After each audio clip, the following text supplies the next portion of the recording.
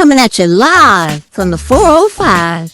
It's the 5 on the 4 podcast, featuring 5 unironically unique voices in the podcast game of music, sports, and the culture. Hi, y'all. It's your two favorite 5 from the 4 podcasters. It's all I'm Carter. Terrell Love. And we are here interviewing one of our favorite podcasters, an FLM co-founder, a almost rabid Kendrick Lamar fan, the Glizzy Gobbler himself, the Glizzy King, the Glizzy Guzzler, the Glizzy Galileo. He's everything. He's a Glizzy man. It's Tevin McD. So, we bring you, you all, Tevin McD. The man, the myth, the legend. Played, participated. Oh, he did? Created a name for himself. Yes, he did. Got off, as some people would say. Oh, indeed he did his thing. In multiple sports, in multiple facets. He injected himself into multiple scenarios. But as long as I've known my brother, he stood on business on one topic and one thing alone. Oh. And I think he's the cornerstone of creating a new term. Okay. A sense of himself, an embodiment. Oh. How? I just want to know how deeply rooted does this seed? How is it planted? Where did it start? Where did it come from? Where did it create? Where's the origin? I think you know where I'm going with this. You don't even have to say it. He refers to it as his Bronsexuality.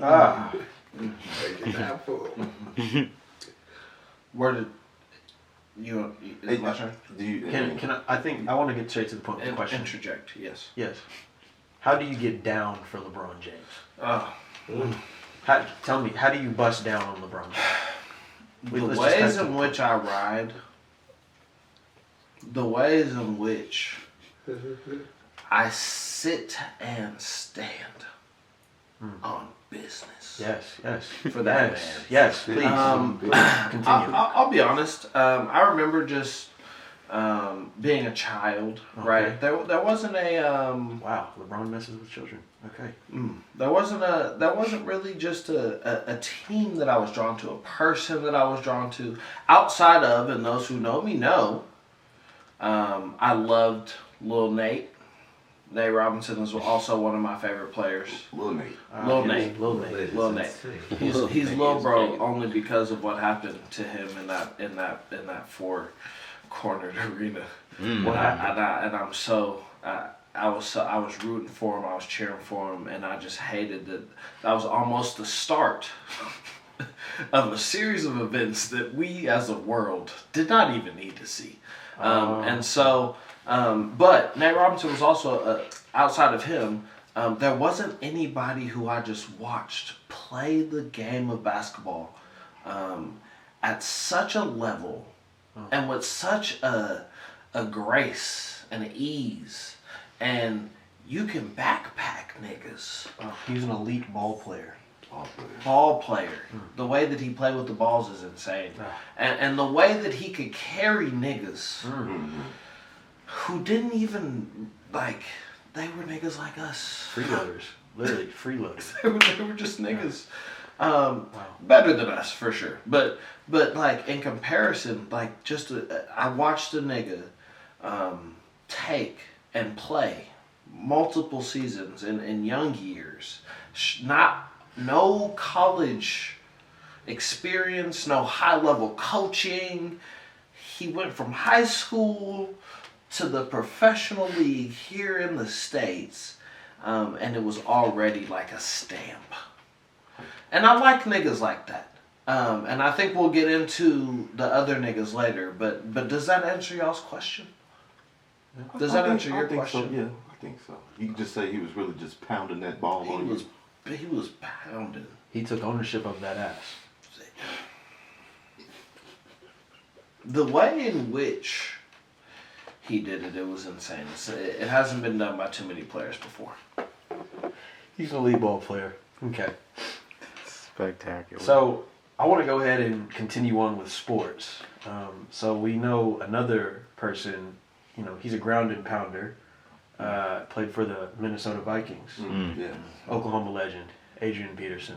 Tell me, he's a big guy. There's something about 2'8". There's something about Adrian Peterson. All day. All Man, day. He He was can all day. go all day. He can literally go all day. All day. All day. All day.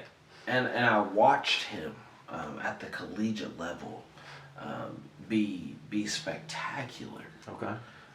In a way where it was like, dang, like we see what you're doing, and then he got hurt, and it was like, some of the chances that he had, or there was another guy who was like a Reggie Bush, who's also a legend, right? Yeah. Where it's like, just like that. You're great. Okay. You're great, and we know you're great. Yeah. This man's also great, and he also plays for a better team.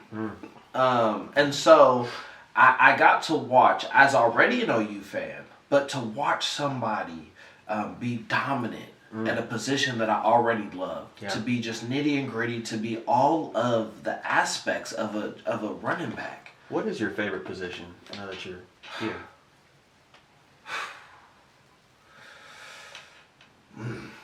That's a tough question. Sorry, I didn't mean to cut you. I don't want to cut you off, but I Yeah, that's a tough question. Alright, I what is your think it's position? still running back. Okay. I think I still love just the position that a running back holds, the differences in which they expect running backs to be now, and how running backs were originally created and what they were meant for, and how it is a necessity to be a dual threat running back now, rather than to just be one or the other, and to watch somebody in a time period where it was a little bit before we needed a dual threat, right? But we saw a dude could run over anything. He was catching balls out of the backfield. He had a little bit of fumble harm at the beginning. That's fine. But he was running over everything, running past everything, juking. He was strong. It was just a lot that this man was bringing to the table. And I love the way that he take that ball and he carry it. I love it. There's just not a lot of people that I see can really just take that ball, Hit the hole. and just hit that hole, like in a way that is just like powerful, versatile, explosive, and distinctive, right? Adrian Peterson has a distinctive way, I feel like, in which he runs, and I think he was brought to it as a college kid. We got to see it as a prototype, and then he just grew into a running back that we now consider one of the greatest of all time. And I think by a majority of folks. One of. I'm not saying he's the greatest. One of. I want to make sure that one. He goes all day. Yeah, he goes all day. Yeah, he Non-stop. just balls. Balls. Good baller.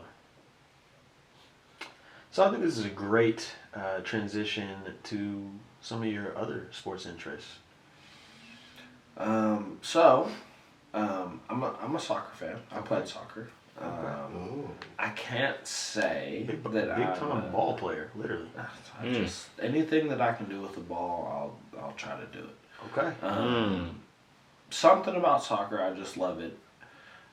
However, I don't watch club. I probably watched more club recently than I have, like, in my entire life, for real. I'm more of an international guy. President's Cup, World Cups, friendlies, those types of things. I just like international play a little bit more. And so my favorite player is Neymar. There's just something about how he, like, as a forward, as a striker, somebody who has the ball at their feet a lot, what he can do with the ball is akin to Ronaldinho, somebody who we consider great, right? What he can do with it at his feet, making people miss, assists, goals, like he can do it all. Not as dominant as we always want to see. He's also a little injury prone. I say he's always on his knees. Yeah. But he's a fantastic sort of inspiration that has been sort of my inspiration in soccer behind Ronaldinho. And then I'm also strangely a weird. I'm a big Belgium fan. Okay. Something about Romelu Lukaku just reminds me of myself. A big striker who can just hold that ball up top and distribute it wherever I need to give it to. Give it to my niggas. Give it to the keeper so he can keep it. Okay. It's just something about the way that he distributes the ball, and then it's also just a powerhouse that I was just drawn to, and so I'm also a big Belgium fan. Okay. Yeah. Tennis, Serena's the GOAT.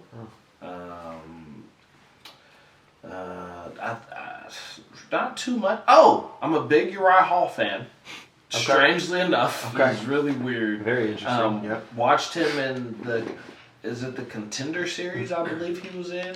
Ultimate Fighter. Ultimate Fighter. There we go, Ultimate Fighter. A little bit before that series, but kind of watched him because I got some friends who fight and things of that nature. Kind of got to watch him do some weird things that I saw. He's a kicking ass motherfucker, so that it was very fun to sort of watch him sort of attack. And I also love Roy Jones Jr. I love boxing.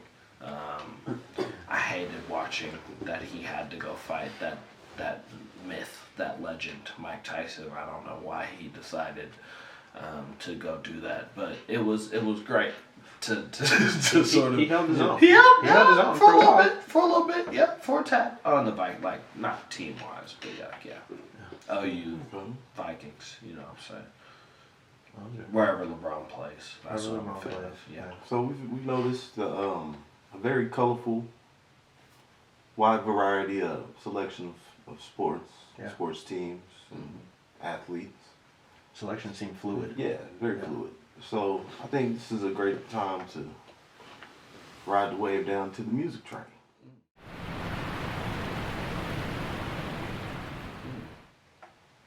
If you don't know, Tevin is a very enthusiastic music listener, intaker, processor. And so Tevin, let's just dive into your music. You got any questions about his music taste? Yeah, so there are rumors. There are rumors that you listen to two folks that are significantly below the talents of Beyonce, Rihanna, SZA. Significantly below. So, do you mind expanding upon that? Because I don't like rumors. I want to hear it straight from. I love what that. Chris too. Rock say on that song? From the source. From the source. From the source. I only believe in first person sources here. No secondary. Sources are saying that Tevin McDaniel believes that Jazmine Sullivan, sings so much better than Beyonce. Jill Scott, I'm not going to argue that she sings better, nor am I going to argue she's a better artist. I just appreciate and love Jill Scott's music more than Beyonce's. I love Beyonce, but that's just how I feel. And I really don't give a fuck what niggas say. And I'll argue about what niggas can sing like because Jazmine's really like that. And we can talk about that. Yes, two of my favorite artists are Jazmine Sullivan and Jill Scott.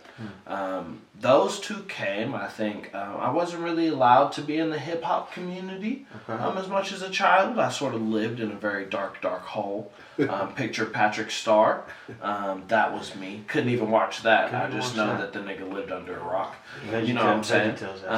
But my parents both in their respective ways loved older music. I'm a big Prince nigga, a big Michael Jackson nigga. Got that from my mom. From my dad, I got sort of the more soulful R&B. The Sam Cooke. My dad loves Sam Cooke. Oh wow. Yeah, Al Green. Al Green. Wow. Talk about love and happiness. That's Grover Washington Jr. Listen, I love the oldies, right? And so through that, I sort of just had a fascination with vocals. I think I just loved hearing More than just does the song as a whole sound good, right? Because I'm not the biggest person on just production. What are those in R&B songs specifically too? It's like what are those vocals talking about? What are these riffs? How powerful are you? That was sort of my stuff, and I think that translates into my hip hop. Why I like the hip hop people that I like. What is the overall story, the lyricalness, the togetherness, right? What are you talking about? Rather than just production and like hearing it in the radio or hearing on the radio. I could care less about those songs. For the most part, I feel like those aren't my favorite songs. And so that's where I sort of got into my Kendrick love, right? Good Kid, Mad City was one of the first like real rap albums that I got to listen to all the way. I was a freshman in high school.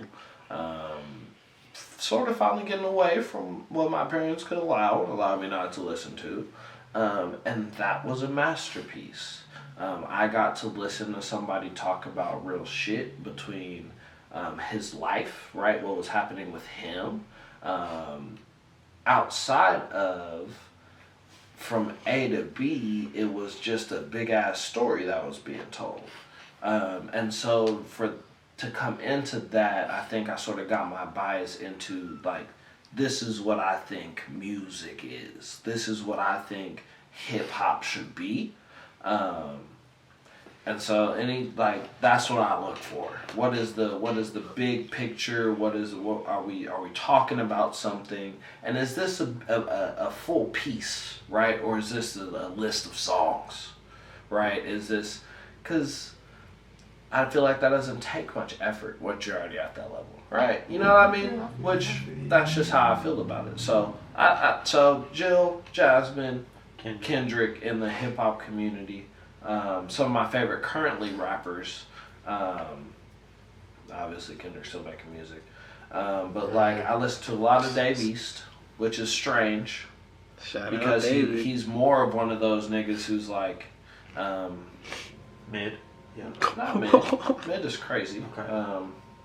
He's a storyteller, right? But he's also just not like a nigga who would fall into the categories in which I'm generally listening to, Word. which is interesting because I'm also a big Meek Mill fan, and I feel like they really fall in that same category. Niggas who sort of rap the same way all the time, but like for me, they really give you different shit in a lot of their music and a lot of their albums, and so I really like him. I still listen to a lot of R&B. Lauryn Hill's still very high on my list. Jasmine's on my list for top artists. Top 10, I don't think top 5. Okay. And then rappers like Reason is high on my list. He's good. Luke is still up on my list. He gives me an old school vibe. Smino, kind of smoother, lyrical. Like it's giving deep, penetrating, piercing, like that type of intake of that level where it hits those notes. I think you're onto something. It just seems to be, it's just a sound that's so unique that literally you can't do anything but fall to your knees and get in a fetal position. You just take it. And Wow. I'm not gonna lie. Wow. I'm not gonna lie to the two of you. If I can't feel it, I don't want it. Oh. So, there's a certain lyrics that you're a Kendrick fan. It's a freestyle. And he says, so I can fuck the world for 72 hours. What does that mean to you? I just think it goes beyond explanation. I think I got a better question for you. Please. Yes. What moment did you know, or did you, since you said you liked the feeling? Yeah. When did you, Yeah. how deep were you when you felt Kendrick Lamar? How deep was Kendrick Lamar? How long did it take? At what moment did you go, oh, that's Kendrick Lamar? I'm not gonna lie. When I heard him the first time, I was extremely deep. Like I decided to get deep instantaneously. Like, it was almost like there's no way that I can just be shown something like this and not take it in its full capacity. For 72 hours. For 72 hours. This is crazy. And so when I first listened to it, I think that it was like, and this is something that some people might know about me. I was very Cole Kendrick were my two favorite guys. I also got into Cole early, just to clarify, to get down to the meat, right?